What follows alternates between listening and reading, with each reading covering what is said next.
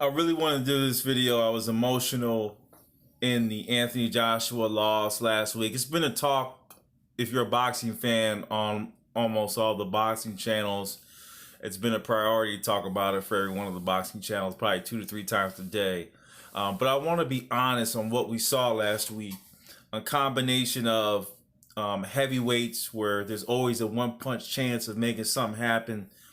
And then also the factors that come in that we don't know about before a fight. And if any of these things are true, again, speculation is speculation, but you know, some rumors come out, you say, how did that even come out there? One of those things for Anthony Joshua was he was knocked out or knocked down, not knocked down, knocked out, had to be knocked out before the fight. That's a dangerous activity, right? If he had a concussion and his promoter was still pushing him to fight to make the dollars, very, very big mistake, grave mistake. It cost him more money in the short run for being near side instead of far side. The amount of money that some of these guys have already, hopefully that's not the case. We can't be that greedy. I mean, that's the fact of the matter. Even though we're always continue to strive to do better as people, as that is a natural, in my opinion, that's natural for us to continue to progress no matter what. You could be a zillionaire.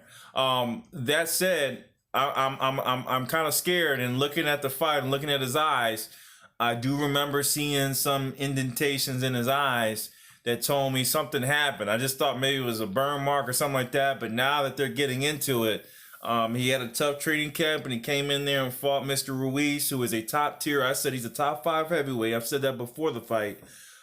That's not a good look for him. And I've also talked about how he was top heavy. I said Anthony Joshua is too top heavy. He needs to get down to the 230 range so he can have some movement. My guy, again, I mentioned Andy Ruiz is a poor man's James Toney. I've said this several times. I want to get back into what needs to happen if there is a rematch between Anthony Joshua. But I really want to talk about, let's get it settled. The boxing environment has totally changed to the positive. This loss by Anthony Joshua has opened the field up. And right now, boxing is as hot as it's ever been. This is probably the greatest thing that has happened to boxing with the loss for Anthony Joshua. Now everybody is talking about it, and now there's more eyes on it that haven't seen it before because you have your first Mexican-American champ. We all know about the body shaming. One body looks one way, the other one looks like another. People love those alternate, those variances. It makes them happy. It gives them something to watch, not necessarily makes them happy. And that's what's happening right now. The problem, let's get into Anthony Joshua. Where did he fail? He did not, it's obvious. Being 6'6", and a guy he said he's 6'2", he's probably 6'1", and Andy Ruiz in a shorter arms but quicker arms, you got to utilize the jab. And because he was too top heavy, he could not utilize the jab effectively and move out. Next thing, what I noticed in Joshua is obvious. The way that he clinches up, he gets his 2 elbows between his 2 eyes, however, and then he does his little hesitation. He always does a hesitation, the bounce. If you want to really see what Anthony Joshua could be, but he had a very strong chin, is Evander Holyfield. He reminds me a lot of Evander Holyfield, the great cruiserweight champion and then heavyweight champion. They are very, very similar fighters. If anyone that's close that he reminds me of as far as, hey, who is he like? It's Evander Holyfield. And you gotta watch Evander Holyfield's stance and his defensive presence. He's never straight up. He has a bounce to him, but when he's coming in, he kind of gets into that turtle crunch and then starts swinging. Anthony Joshua needs to learn how to get in and out a little bit better, and how to effectively, if you're going to be able to leave your head out there, at least have the recognition to try to get your shoulder up. He's going to have to develop some type of shoulder block to try to lessen the impact of the punches that he'll receive from the left hook. I don't think this is easily changeable. It's a habit. It is now a habit. He's 22 plus fights, his first loss. He needs to try to develop some type of shoulder block against the left hook. Something that, Deontay Wilder is a right-hand straight punch shooter. However, I think he has power in both hands where he can knock you out. Plus, they're heavyweight, so stupid of me to make that comment. They'll knock each other out no matter what, with a clean shot. So Anthony Joshua needs to work on jab movement, stepping in and out, lose some weight, shoulder block for the left hook, just a shoulder block. Maybe you take it here. And obviously for a big guy, I'm tall as well. We're not used to doing this. Even Tyson Fury looks funny doing his little, he's doing his little dance like this. It looks funny. It works, but it looks funny. It's just not natural for big guys to move their head like that. They never have to. The shorter guy, for Andy Ruiz, he has a great advantage with his size. He's going to have to come in even sooner. He's going to have to immediately close in the fight, take the jabs as he's coming in, and he's going to have to stay inside for the whole fight. He doesn't want to be too far out from Joshua. I feel that if Joshua keeps his distance, this rematch may not be as pretty as some people think, but Anthony Joshua should come out with the win. See, I'm reneging. I had said Andy Ruiz the first fight, and now with Joshua in preparation, if he's scared enough, he needs some fear, he can use the jab and stay outside for the whole fight, and it'll be a long night for Andy Ruiz. It'll be an ugly fight. People will probably boo because they want the action of the knockdown.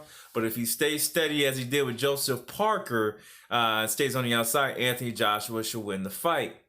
Another thing to be cognizant of, I made a whole video over because I was so angry, is angry, and I was going for Ruiz, right? Isn't that funny? But I wanted a better fight than that, and the way that it ended, I didn't like it. So I wanted a 12-round fight. That's how far I thought it would go. Joshua needs to change his training environment. And if I'm Andy Ruiz, I agree. I know they want to fight in London. I don't know why you don't run it back in New York. Get your respect back in the USA. It's probably it's a much bigger market than just the UK. You can explode here. I would have the fight there. The timing is different. It's a little bit odd in Europe. I definitely would have the fight back in the USA to prove yourself. And if you were to win it here, truly, that's when you would see the challenges start to come.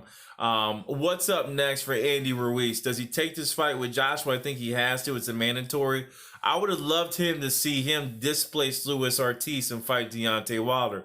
I think Deontay Wilder was going to go under similar problems that Ruiz had. Only problem is, if Ruiz got hit with one of those right hands, he's proven it enough to me for me to say it. He's sleeping. I don't care what kind of background you have. Maybe he gets up once, but twice, three times that straight right that from Deontay Wilder, that hammer, you're going to be gone. I would love to see them two fight, but that's not going to happen. This video is just in recognition of, hey, boxing is totally back. It's better now. Everybody's watching. I started looking at all the heavyweights now. I started looking at Brandon Jennings. There's another fight this weekend. Joe Joyce. I started looking at the rest of these guys who have rankings. Danny Dubois out of UK. Joshua just did us all a favor. Even though it's hard for him, he did the boxing fans a huge favor in putting it out there that everyone can be beaten. And now I am excited to see what's up next and who's up next. Deontay Wilder right now, he only has one loss. Go ahead and neg me. I know he beat Fury, but I think he lost that fight. It's going to be interesting to see how they line up.